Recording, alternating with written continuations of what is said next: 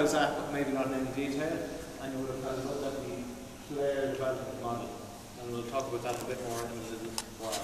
So for this afternoon, for Module 2, what we're going to do is we're going to look at the player-centered coaching model, which is kind of the underpinning structure of this whole course.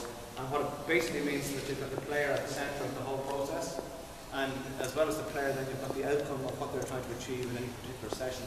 And then lastly, you've got the practice that the coach develops in order to get that, to achieve that outcome. So that's what we're going to have a look at, and you get to see what that looks like in practice during the session. Okay?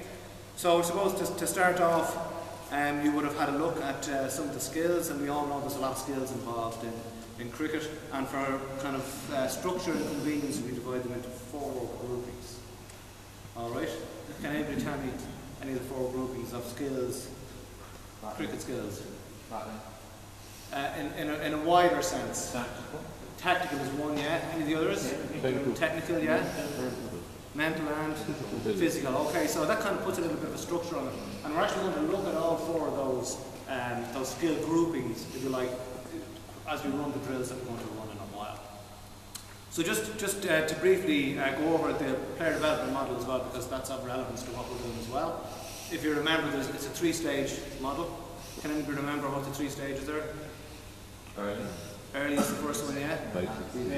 Basic and enhanced. So early, basic and enhanced are the 3, and for the purposes of what we're going to be doing in this drill, we're going to concentrate on the basic phase of the player development model. Can anybody remember any of the key characteristics?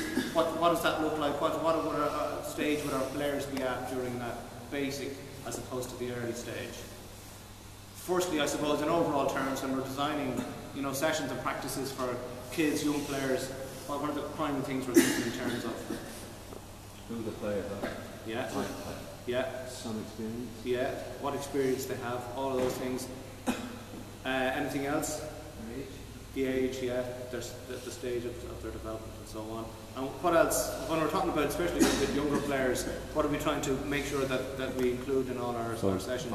Fun. Okay, so they're all the kind of things that we think about in terms of the basic stage of the development model, and that's what we're going to have a look at in the drills that we run now.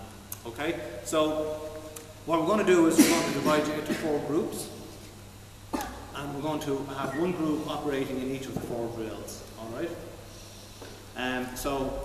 But because people wouldn't have necessarily had a look at HowsAt and seen all the information in HowsAt yet, for speed, we're going to actually do demos ourselves. So Andy is going to take half the group down here and look at the 2 of the drills, and then I'm going to take the other half of the group down here and look at 2 other drills. And what we'll do is we will get one coach in each group and either 2 or 3 players, and we'll get the coach to run the drill for a few minutes. And then what we'll do is down here on the wall we have some flip charts set up, and we have a few key questions which we'd like you to answer as a group about the drill that you've run. And then we'll do a kind of a wrap up at the end of it between the 2 of us to try and put the whole thing in context. So this is your first opportunity, kind of hands-on, to see what the thing looks like, and just to kind of to familiarise yourself with the process and how it relates to the whole player-centered coaching model.